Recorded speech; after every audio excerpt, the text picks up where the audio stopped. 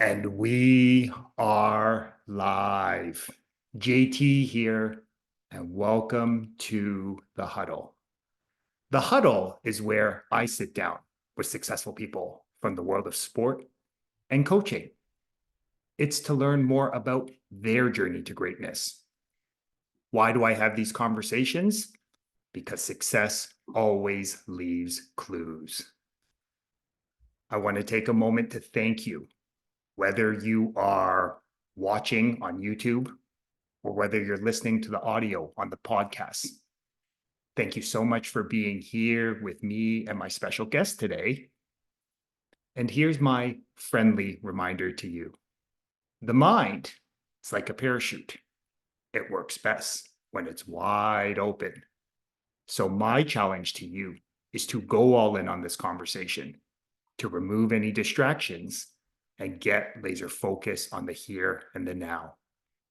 And I guarantee you, you will gain a valuable nugget of wisdom that will not only help you succeed in sport, but more importantly, in the game of life.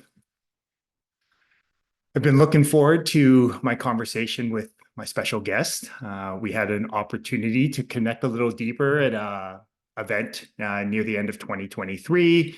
And, being a very curious person, just wanted to learn more about him, his journey, and what's brought him here, because he's really, showing the importance of innovation, of growth. And I think we can learn something from him. My guest in the huddle today is serving as the founder of Classlete. My guest in the huddle today is Chris James. How are you today, brother? JT, what's up, man? Thanks for having me. Pleasure being here. I love the name of your podcast. Your podcast name is pretty dope, man. And again, I appreciate being here. Yeah, absolutely, brother. Before we get kicked off, pun intended, I'd like to take a moment just to count my blessings. And for me, this is a daily practice. Some days I do it better than others, but I do find the days where I'm most consistent, I'm most intentional counting my blessings. I do find those days are filled with love, a little bit more love, joy, and peace. And I'm a big believer, the biggest blessing you can give anyone is your time and energy. So I just want to thank you again for blessing us with some of your time and energy here today, brother. Appreciate it, man. Absolutely. Okay. Uh, so one of the things that I'd like to remind others, and most importantly myself, is that life is a game and games are supposed to be fun. I had a coaching colleague and a great friend that would often remind me, hey, we all have these things that make us unique and different. So our responsibility is to celebrate them. So I'm curious, what's an interesting fact that maybe a lot of people don't know about you that you'd be open to sharing with our community today? Wow. Heavy hitter question to start off, to start things off. Love it. Interesting fact, I think for me is, you know, I still to this day don't know how to tie a tie. So what I typically do is I would go, let's say there's a special event, right? Let's say it's a wedding of some sort. I often will, take a look at a bunch of YouTube videos, take a look at how to tie a bow tie or a specific tie, maybe in a fashionable way that I don't want to kind of, wear it in the form or fashion I would want.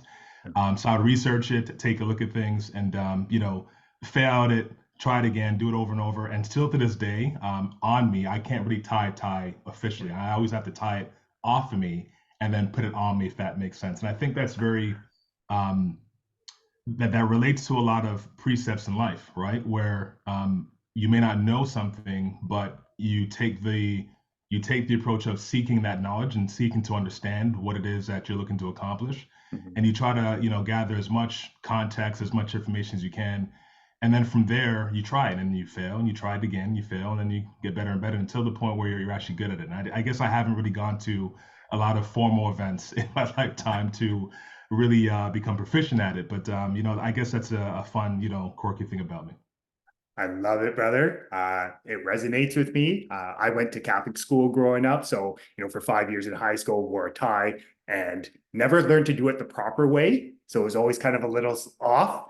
And then, same as you, now that when I go to those formal sessions, I actually have a friend that owns a men's fine clothing store that I go to help me if I ever need that tie. So I love it. Totally resonates with me. And I love the idea of trial and error. Absolutely, man. It's the way of life, and unfortunately, but fortunately. Yeah, absolutely. So I'm curious, sport has obviously played an important role for you in your life. Um, you were first a high quality athlete, right? Won provincial championships, played at the post secondary level. And now you've kind of taken sort of your professional expertise in the tech space and innovation, and now you're sort of blending the world of sport, your passion for sport. So it's evident that sport has played an important role for you in your life. I'm curious, what is one life lesson you've taken from sport? And again, I know there's many that you still find yourself applying to other areas of your life today. Yeah, great question, JT. I would say, I think that the main thing that stands out to me is just the commitment to being resilient and to be ever changing. Right? We live in a world where things are fast paced, especially in the day and age that we live in now. And a lot of that really stems from my humble beginnings, being born and raised in Jane and Finch in Toronto. The socioeconomics are not the best. The conditions in terms of, where one would want to have their kids grow up as a parent is not the greatest. You have drugs, you have gangs, you have a lot of activity going on. You're seeing this as a young kid, and even with me, I had an older brother. I was a middle born child, and so my brother was 5 years older than me. So everything that he experienced, I experienced. You can imagine the things that I went through, going through that lens, of course. So for me, sports was a safe haven, and to be able to be amiable even within that environment, I think really served me quite well. Mhm. I was able to see things that I didn't like in terms of my environment and others that didn't go along the path of life that I wanted to. Or once I realized, hey, that this isn't lead down the road that I don't ultimately want for my life. And from there, I had to make adjustments pretty quickly. So sticking with sport and building a discipline around enjoying it first, because sports is number one, fun.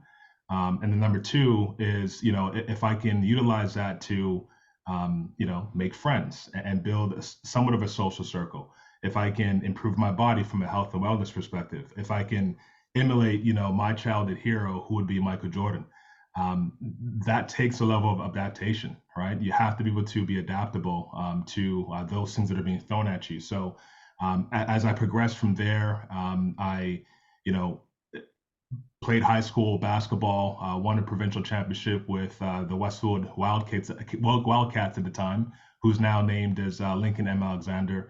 And then at the early time of around, I would say grade 9, grade 10, a good friend of mine, he introduced me to the game of football, right? So I never played organized football, did flag football a few times. And then, from there, went to a practice, went to a tryout, and things just took off.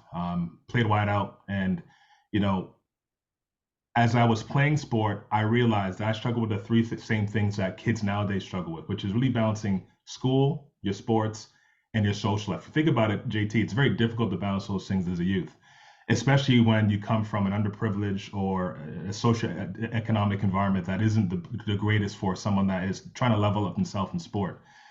So for me, having to be adaptable to, learning new friends, engaging with your teammates, going back home tired and doing homework, right? And doing papers and getting back up again in the morning to get to practice.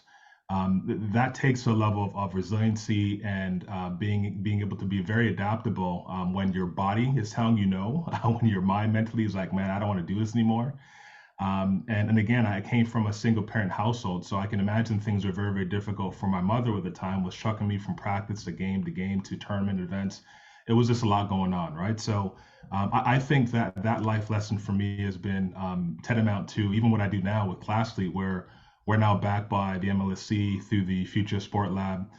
We're garnering partnerships with, very important organizations like Football Ontario, of which you work for, and looking to partner and provide opportunities for fundraising, revenue generation, visibility for the next generation of youth athletes who struggle to balance it all.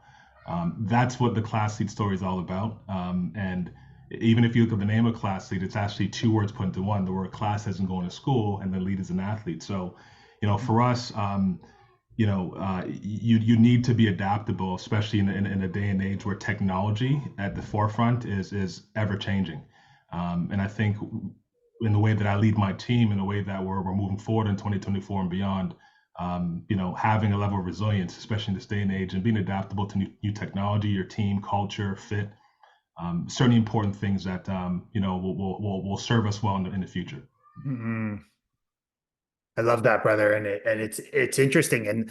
And what I sort of really heard from that was, again, like you mentioned, these sort of humble beginnings. But then you use this sort of as a catalyst to, you know, actually think, right? To stop and think. And it sounds like you became very aware of what you didn't want, but then you started to make different behavior choices, which allowed you to then, as you said, level up to change the trajectory of your life, right? And change the trajectory of your family tree. And sport was really the vehicle that helped you to do that.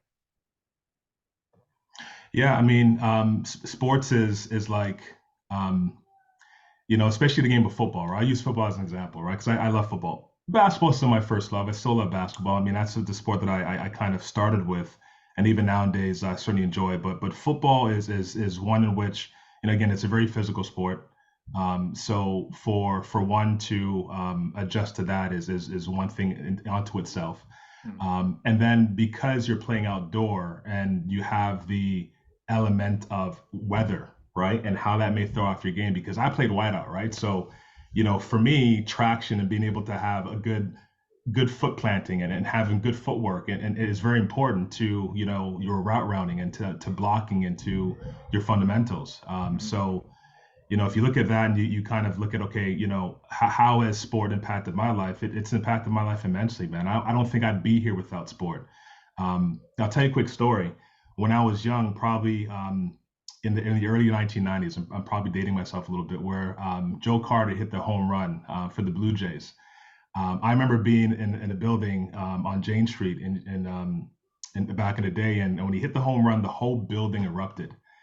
And at that point, JT, I really learned the emotional quotient of sport and how it really can just lift people in areas, communities, environments that are not, all that positive, right? Mhm. So when I felt that energy reverberating not only within my living room with my family, but also in the hallways and just within the building, and I think back like, wow. And then even as I look at, over here, I'm holding a stack of World Series baseball Yeah. cards, right, from that time when he hit the the home run. And it reminds me of just how we have to really capture your best moments, right? And those moments stick with you. They kind of get locked in a vault.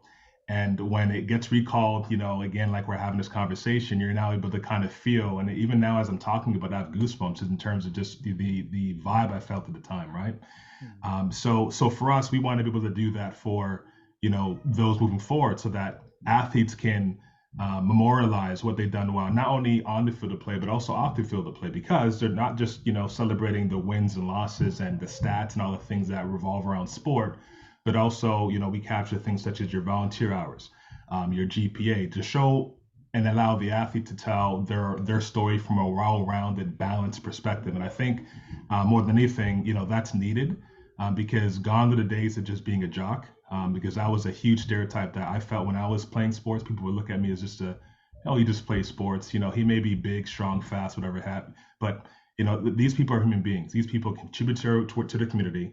That they can be just as much as book savvy or academically inclined in the classroom, as well as high performing athlete on the field of play. So Mhm. sport is everything for me. I don't think I'd be anywhere without it, and it's sort of charting the path forward for me for sure. Mhm. I love that, brother. And one thing what really resonated with me before we had this conversation when we were kind of talking a few weeks ago was this idea of like really it's about celebrating the whole person, right? Of really creating these champions for life, right? Spirit, mind, body, seeing them as amazing student athletes, human beings, right? Sons, daughters. I'm curious for that, anyone that talks to you knows that that's, a big inspiration for you. Um, what have you noticed, like as you've been sort of walking this journey to creating Classlete and taking it to the masses? What have you noticed when you're sort of creating something different, something that really hasn't been done? It's a bit daunting, to be honest, man, Yeah. because um, we're not a typical business. We're not a typical um, practice where this has been done before, right? And it's not to say that what we're doing is like it's not we're not building a time warp machine or anything like that. No, we're not that special. But what I'm saying is there's not a lot of examples that I can kind of glean from. So when you're looking to do something new in a startup environment, you just have to take risks. You have to be a risk taker. And that's what it boils down to. I had to rebuild my team 3 times because although my background is in tech, when I stopped playing football, my mom got into a car accident, and this is during my college days playing at York University. And I decided to make a decision to say, hey, you know what? I was only there on a partial scholarship, and school's getting expensive, and I knew the statistics of OSAP and all the things that encumber a lot of people who are now doing what they were trained to do in school if you're that lucky. And I said, I'm going to take a different path. So I embarked on a journey of sales. So I started doing door-to-door sales, and then sold for a company by the name of Profiles of Success, where they created magazines and newsletters that went out to the community and profiled the success stories of entrepreneurs and community figures within that community. And at the time, I had maybe 4 to 5 different newsletters within different city centers running out, and that was awesome. And then I parlayed that into a successful career at TELUS, doing small business sales, mid market, and then progressed to corporate. I say that to say this. I mean, at the end of the day, you really have to count your blessings and kind of understand what you've done in the past and how that relates to where you are today. Because me not being a technical person that does coding and does programmatic language, I can understand it to articulate it, but am I the one that's rolling up my sleeves and doing it? No. So when I started Classlete, I was the one that tried to cast a vision and recruit people based on what I've learned from my corporate background. But that's very difficult when you're doing it for a company that already makes billions of dollars versus doing it for yourself, because they already have the infrastructure, they have the procedures, they have the processes in place. And when you're just starting off, you don't really have any of that stuff. You're just sort of learning as you go. So as a result of that, I made a lot of mistakes. And because of that, some of that included hiring mistakes, just mistakes as a leader yourself. And as a result of that, you just have to, understand that you got to lick your wounds while you're going through the process. So as people left, and I was still stuck holding the bag of the vision of what I wanted to do, but not seeing it materialize. Hey, you got to be resilient. You got to be, persistent in what it is that you're trying to do to sort of birth what it is that you feel led to do. I kind of went off on a bit of a tangent, but I say that to say, hey, at the end of the day, it's about being persistent and kind of going after what you believe in, and that's what I'm doing, and that's what I'm living. Mm. I love that. And what I really heard from you, it reminded me of that Harry Truman quote, right? The former US president who talked about imperfect action is better than perfect inaction, right? And again, the scrapes, the bumps, the bruises, are part of the journey. And it's acknowledging that you are going to fall down, right? If we just think back to how we actually learned to walk and run, right? How many times did we fall down as babies, right? As young toddlers, we fell down countless times. But as you said, with having demonstrating that resilience, right? Babies don't know that's resilience, but by that willingness to get up one more time, we learn to eventually, walk and run and play at a high level sport. Absolutely, absolutely, yeah. I mean, and this is something I'm trying to teach my kids now, right? So I have my son who's playing travel basketball. My middle-born son is now looking to start travel soccer. So these are the same things that I'm learning, and I'm now trying to instill in others, and to see them go on their journey is exciting as well. So life comes full circle, Yeah. and it's funny that life does you like that sometimes, but I'm having fun and embracing the journey. Yeah, absolutely. So I'm curious, again, I think entrepreneurship, that's a great vehicle, right? And it's interesting how, often there is no game plan. You're sort of learning trial by fire. You're getting thrown the proverbial deep end. Um, but I think we are in an interesting time, with social media now, people are able to put themselves out there and take risks, right? If we're speaking just student athletes, they're able to put themselves out there pretty easily. It's pretty accessible. So I'm curious, what are you noticing in terms of like the student athletes in terms of what they want? Like, do you find that they are being quick to sort of embrace this idea of putting themselves out there, showing that they're a well-rounded human being, that, yes, they may be a great athlete, but they're a great student athlete, they're a great human being. Like, what are you noticing? Yeah, I think again, this kind of goes back to the stereotype that I felt I was going through when I was playing sports, and I speak to kids who are going through the same challenges I'm going through, which is, hey, I'm being looked upon just as a jock. This is a person that plays sports, and this now we feel that through Classlete, we're providing the ability for people to create and customize those experiences through their own printed sports card, whether it's digital or printed in format, right? So I'm holding one in my hand. Imagine being able to create your own. And there's something very powerful about having a printed version of yours in which you're now able to see yourself as one just like the pros. So for them to be able to share that with their friends and family on social media so that they can see what they're up to, what's going on. And that empowers the athlete to do a couple of things. It empowers the athlete, number one, to to embrace the journey of putting themselves out there, right? Because that's part of the challenge as well. And so it takes a level of confidence. It takes a level of being able to kind of push through and actually do that for yourself. And number two, it allows them to tell their own story. Because if I'm putting my visual, my name, image, and likeness (NIL) out there for others to see, and also have my uncle and maybe my aunt that may be on the other side of the country, or maybe in a different country, kind of get a sense of what it is that I'm going through to kind of memorialize and track the journey. I think that's more importantly what we're trying to do. And even further than that, the fact that we're now adding personalized signatures, the ability for the athlete to literally take their phone, etch in their signature, and then place it on their sports card or on their poster means the world. So athletes really appreciate having something like this because there's a novelty to it, there's a coolness factor, but it also empowers them to tell their own story.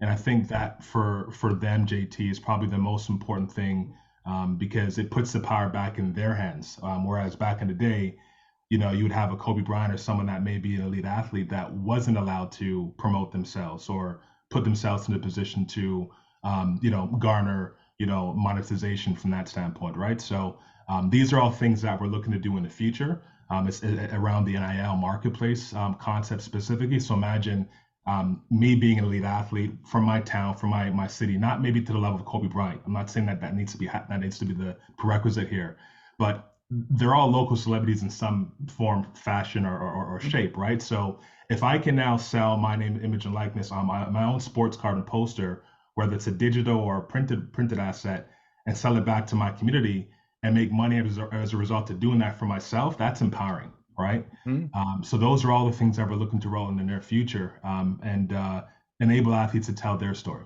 Mm. I love that. And again, you can sort of pick out these themes as you're sharing of this idea of like you're empowering people to create their own story, right? To share, this is I'm going to share with you my gifts, my talents, and my abilities, so you see me for the whole person. So love that. And it's interesting that one of the underlying themes there were simple things like a signature, simple things like just getting them on a card. It sort of stretches them about what's possible, right? Because it gets them to maybe, hey, what if someday I am a professional athlete with a card, right? With those upper deck ones that you were showing, like, what if that? And it just gets them to start thinking bigger, right? And starting to see themselves outside of their current situation and circumstances. And as you and I both know, that's where the magic of life happens, right? Is helping people to think and act as if. Big time, big time. One of the things we have on the website is imagine having your own sports car like the pros, right? So it's being able to capture your best, sporting moments, empower yourself to put yourself out there, memorialize your moment when you played sport. And the reality is this, and I just want to kind of level set something. At the end of the day, most kids are not going to make it to the pros. And I think most kids understand that to some degree, but it doesn't mean that they can't dream. It doesn't mean that they can't be aspirational. and doesn't mean that they can't live as if they are such in that moment. And that's what we believe we're trying to do and encapsulate through our digital and printed sports cards and posters here at Classlete. Mm. It's a great reminder. When you take risks, when you go all in, it's going to lead you to somewhere great. Okay. Absolutely. Okay. Um, One of the other interesting things, through more of our conversation, one of the interesting things is, yes, the card, it allows to sort of document the journey, right? To really count blessings, connect you back to that memory, like you talked about, like that Joe Carter. It took me back. I remember watching in my childhood bedroom and remembering that home run. Um, but you're also sort of helping sort of look at clubs, teams, and organizations with potentially finding new, sponsorship fundraising tools. I'd love to kind of know more about kind of what the inspiration behind that was.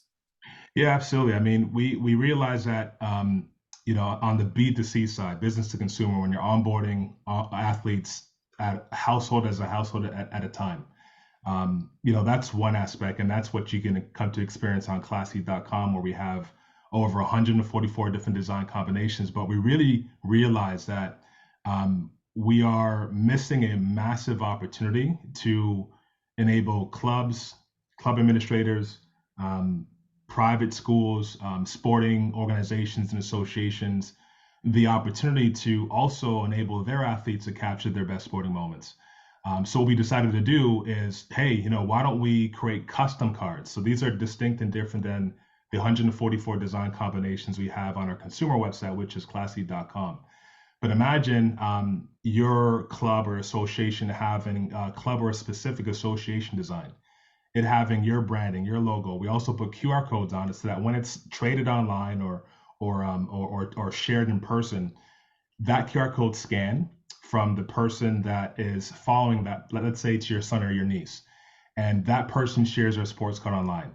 I can then look at that athlete, but also scan that QR code, which means that we can activate on a number of different use cases. Number one, it can be, hey, let's have that QR code scan go back to that user profile because maybe this athlete is one that wants to garner the attraction of athletic directors or coaches from a university or college perspective. So that's one use case. Another use case is, well, how do we use this as a mechanism through the social shares to leverage our sports cards, the digital sports cards, as a delivery mechanism to garner sponsorships or donations, or from a fundraising perspective, right? So with Football Ontario, you guys are doing the raffle 50-50, right? So imagine having that QR code scan go back to a place where people can then say, yes, I'm auntie of so-and-so that plays for, one of the teams here. I can then, pitch in, X amount of dollars towards this initiative, whatever have you, right? So at the end of the day, we're really looking to now not only empower the athlete themselves to tell their story and capture their best moments, but also the clubs and the associations to now, leverage this as an opportunity to generate income, to generate fundraising opportunities, but also to enhance the visibility of their brand and their athletes. Because at the end of the day, each time that sports card is traded in person or shared online specifically to their followers, I may have, hundreds or thousands of people watching that person's profile. That's also gonna also empower your brand from the things you're doing from a sports programming perspective as well, right? So whether you're looking to grow your base, add more registrants for the next season, next year, so those are the things that we're looking to do, and we've been able to land a few partnerships. One with the Michigan girls high school, league, specifically in Michigan. So we're looking to do more of these appointments, of course. So again, happy to reach out and connect with you guys. For any of the listeners that think a concept like this would be cool and would be awesome for your kids to have, of course. Yeah. And love that idea. And it's interesting, right? Like as you shared that, again, it goes back to that theme of allowing people to create their own story, whether it's the student athlete, whether it's the clubs, the club administrators, the coaches, right? Like that ability to put your story out there. And it's an interesting reminder because one of the, barriers often to sport, right? Especially high performance sport is around this idea of, financial barriers. So it's interesting how just bringing more eyes and ears and attention right there, you can actually give people an opportunity to be part of the solution, right? To maybe it's a local company that wants to increase accessibility, right? And it feels called because maybe, someone invested into them to be part of sport early in their life, right? So I think it's a powerful way to essentially increase accessibility so more people can be blessed with the beautiful lessons that we both know are involved within sport. Yeah, it's great you say that because you talked about the going back to what you just mentioned, where you can sort of lots of different sports clubs have sponsors from the greater community, whether it's a company or a grocery store, whatever have you.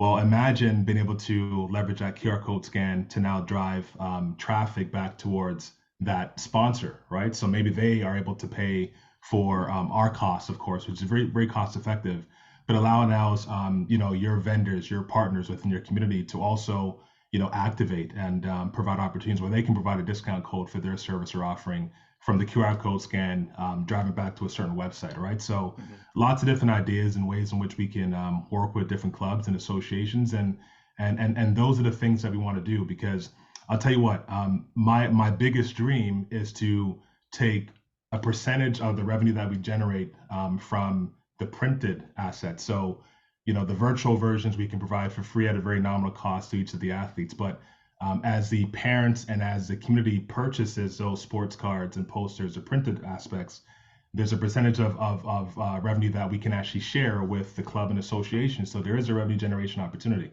But what I want to do, JT, more than anything else, and this is again going back to my community nature, is I want to be able to take a percentage of that and say, hey, Classlete now is able to donate this to a bursary or a scholarship fund to help maybe underprivileged athletes who may not have the wherewithal to pay for maybe next season's registration fees, for example, right? So those are the things that we're on the journey of being able to help with, because you talked about it, right? One of the biggest challenges is access to money, and fundraising is one of the mechanisms that clubs, associations use to help.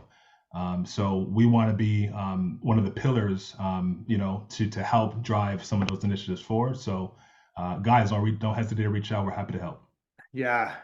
And it's interesting, like as you share that, it's interesting because again, I know you connect with a lot of, coaches. And it's interesting where typically, most coaches love coaching, whatever sport that is, right? If it's football, they love being on field, right? If it's basketball, they love being on the court, on the ice.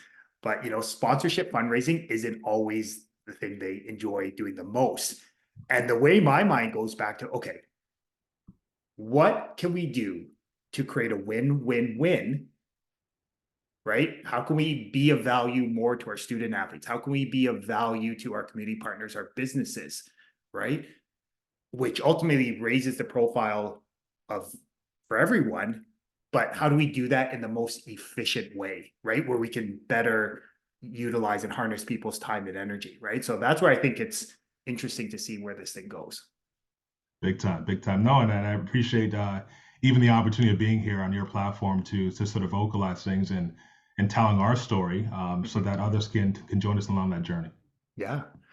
So I'm curious, depending on when people are watching or listening to this, it's the start of a new calendar year. So, it's always interesting because I find it naturally sort of prompts people to maybe think things are going to be different, which is, hey, that's great. If people are stopping and thinking of a brighter tomorrow, that's the start of all change. Um, yeah, kind of what would you like to see kind of happening with Classily in, let's say we're having this conversation a year from now in 2025. Yeah, I think for us, we want to be able to, have a treasure chest of testimonials of how we've been able to support different clubs, associations from different sports, right? Male, female, different regions, provinces, obviously in the U.S. as well. That's a location we're targeting as well, so that others who are looking at us can see from a social proof perspective. Okay, this is what we've actually done, right? So for me, that's a focus of mine, of course. Mhm. Number two is I'd love to be able to align on other partnerships, right? So so long as we're looking to partner with different associations and clubs as well. but we're also looking for partnership opportunities as well. So if there are technology providers that service the same space of youth sports, these are integrations that we can certainly provide. In fact, recently on LinkedIn, I announced a new partnership with Link Sports, in which they provide a platform that provides micro sponsorship opportunities for youth in different global markets, Brazil, to name a few. And what we're doing with them is we're enabling them to create their own sports card that's branded with their name within their mobile app. And those users can also purchase the printed version. And the printed version, we have a fulfillment provider that helps us ship coast to coast in the US and Canada and potentially overseas. So we're going to be their fulfillment provider as well. So, not to get into the weeds, what I'm trying to say here is we're open to other partnership opportunities, and we want to be able to land a few of those as we head into, the 2024 and beyond, of course. So it's just about, continuing to roll up our sleeves, do some more of the grunt work to get our name out there, of course, and have Classlete be seen as the go-to place for the life of a student athlete, the go-to place for NIL, the go-to place for brands, and clubs and associations that want to, join the journey and celebrate the journey and assist the journey of youth athletes. That's what we look at Classlete as for the future and the time being. Mm, I love that. And what's really interesting is as you shared that, I thought back to, okay, the student athlete who has aspirations to play at their next level. And it's interesting how part of this comes back to conversations I remember having when I was coming out of high school into university, is this idea of like leverage your gifts, your talents, your abilities, if we're talking just from athletic standpoint or academic standpoint, get it so it serves you onto the next stage, right? So if your athletic gifts, talents, and abilities allow you to then go to post-secondary education, leverage that to get to the program you want, right? Into the internship you want, whatever that is, so that these next 4 years set you up for the next 40. Absolutely. Yeah, and it's crazy. I mean, you've talked a lot to different people who played sports at a young age, but then have progressed to what you would call life after sports, Mhm. and how they're able to parlay those opportunities and those learnings from what they've done in youth to be entrepreneurs, be people that are doctors, lawyers, serving our communities, etc. So sports is massive from that standpoint. And, it's funny, every time I talk to someone else that is either in leadership or, a certain stakeholder that's doing something that's noteworthy, it's common that their background has been involved in sport, right? So Yep. it's just an energy behind it that is unmatched and something that I've noticed for myself for sure. Yeah. Well, it's interesting even just how we connected. Like, think of all the things that had to happen just for us to have this conversation today, right? I think back to, our connection through, Jeff and Pete Harris, right? Like those connections had to be well formed, mine through obviously education, right? Yours through sport and business. And then from that, Pete makes an introduction, we have a conversation, right? And it's just of all these things that had to happen just for us to be here right now. It really reminds you of the power of sport, the connectivity of sport, but where like this idea of just wanting to help and make this world a better place, it can take you some beautiful places. And it takes a village. Sorry, Yeah. it takes a village to get there. It's not easy, and I'm realizing that the goals that I have in mind are bigger than myself. And sometimes, even now, I'm looking to hire someone on the DevOps side, which is around like the utilization of our infrastructure and our platform, making sure the uptime and everything is good. I'm learning quite a bit, Yeah. having fun, embracing the journey, but it certainly takes a village. You can't do anything that's worthwhile that is a big stone issue such as sport and balancing everything around that. It certainly takes a good team players and network of people that can help get you there. Yeah. Um, as you share that, just reminds me of this idea of, I think that's what the value sport has taught us is every great leader, right, in the game of life surrounds themselves with a strong and powerful team. Like you said, it takes a village. Okay. It definitely does. So I'm curious, brother, I want to be respectful of your time. Um, I know you've sparked the curiosity in someone. I know that there's a sport leader out there who values innovation, right? Who values like giving an opportunity for their student athletes, their club, their organization to really just put more good out there. What's the best way people can learn more about Classletes? What's the best way for people to follow along the journey, connect with you? Yeah, where can people find you?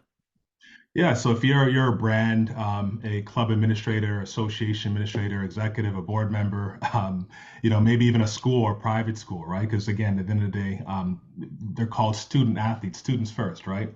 Yeah. Reach out to us. If you go to www.classlete.com/organizations, so classlete.com/organizations. There is a whole page that walks through a 1 minute video explainer of how we help associations, clubs, private schools, etc. And there's also a booking link as well, in which you can be in touch, right? And then schedule a consultation, or we just have a chit chat about what it is that your needs are, how we can help with visibility, how we can help with fundraising, how we can create like a novel, fun experience that recognizes the accomplishments of your athletes. Get in touch with us, of course. If you want to reach out to me directly, of course, I'm at Classlete on Instagram, at Classlete Sports on Twitter, and you can certainly directly DM me as Classlete Chris. So Classlete spelled CLASS as in class, as in going to school, and then lead as an athlete, LETE, Classlete Chris, and that's how you reach out to me.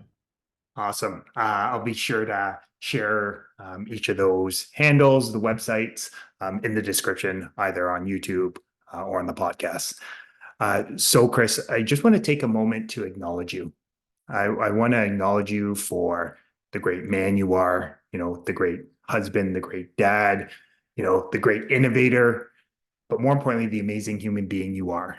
The one thing I've really come to appreciate from our time and through our conversation today is just how you are a shining example of what's possible.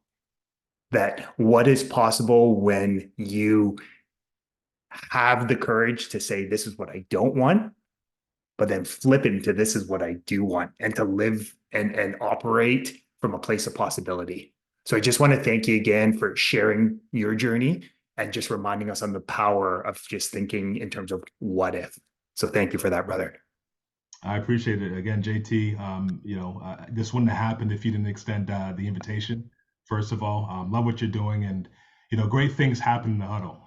Great things happen in the spirit of strategizing and kind of recalibrating and going out there to accomplish something together with your teammates and with your compadres. So, again, I count you as that now. I'm having this conversation. So again, thank you. Yeah, it's all good, brother. I'm enthused to see where this conversation leads. So, folks, Chris dropped so many valuable nuggets of wisdom that will not only help you succeed in sport, but more importantly, in the game of life. But as I like to remind you every week in the huddle, knowledge is potential power. It's the consistent and focused application of great knowledge that actually creates greater results in life. So, my challenge to you is to take one of these valuable nuggets of wisdom and go apply it to your life today. And as I like to remind you every week in the huddle, you are deserving of greatness. You are worthy of greatness. You are greatness. And my only ask from these conversations, if it resonated with you, if it touched your heart, then please share it with a friend, a loved one, a teammate, or just someone you feel that would benefit from listening to these positive, inspiring, and empowering ideas. The more people we have listening, understanding, and applying these simple principles to their life, the more blessed this world will be. As always, love having these conversations within the huddle. Have a blessed rest of your day.